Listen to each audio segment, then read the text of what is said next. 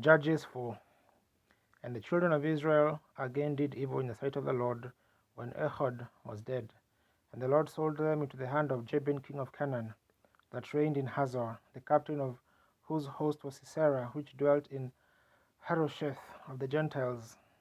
And the children of Israel cried unto the Lord, for he had 900 chariots of iron, and 20 years he mightily oppressed the children of Israel.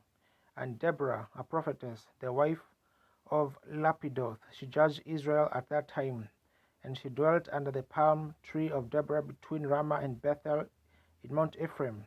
And the children of Israel came up to her for judgment, and she sent and called Barak the son of Abinoam out of Kadesh Naphtali, and said unto him, Hath not the Lord God of Israel commanded, saying, Go and draw toward Mount Tabor, and take with thee 10,000 men of the children of Naphtali and of the children of Zebulun, and I will judge unto thee to the river Kishon Sisera, the captain of Jabin's army, with his chariots and his multitude, and I will deliver him into thine hand. And Barak said unto her, If thou wilt go with me, then I will go, and if thou wilt not go with me, then I will not go. And she said, I will surely go with thee, notwithstanding the journey that thou takest shall not be for thine honor, for the Lord shall sell Sisera into the hand of a woman. And Deborah arose and went with Barak to Kadesh. And Barak called Zebulun and Naphtali to Kadesh, and he went up with 10,000 men at his feet, and Deborah went with him. Now Heber the Kenite, which was of the children of Hobab, the father-in-law of Moses, had severed himself from the Kenites, and pitched his tent unto the plain of Naim, which is by Kadesh. And they showed Sisera that Barak the son of Abinoam was gone up to Mount Tabor. And Sisera gathered together all his chariots, even 900 chariots of iron, and all the people that were with him, from Harosheth of the Gentiles unto the river of Kishon. And Deborah said unto Barak, Up, for this is the day in which the Lord hath delivered Sisera into thine hand. Is not the Lord gone out before thee?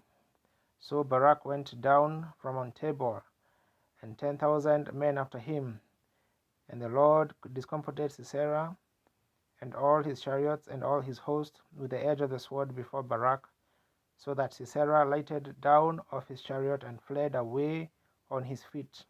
But Barak pursued after the chariots and after the host, and unto Harosheth of the Gentiles, and all the host of Sisera fell upon the edge of the sword, and there was not a man left. Howbeit Sisera fled away on his feet to the tent of Jael, the wife of Heber the Kenite, for there was peace between Jabin the king of Hazor and the house of Heber the Kenite. And Jael went out to meet Sisera, and said unto him, Turn in, my lord, turn in to me, fear not.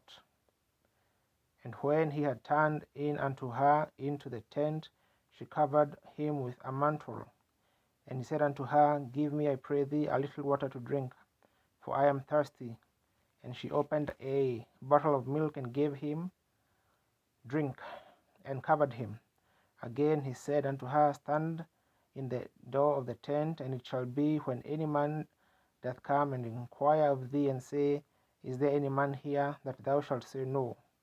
Then Jael, Heber's wife, took a nail of the tent, and took a hammer in her hand, and went softly unto him, and smote the nail into his temples, and fastened it into the ground, for he was fast asleep and weary, so he died.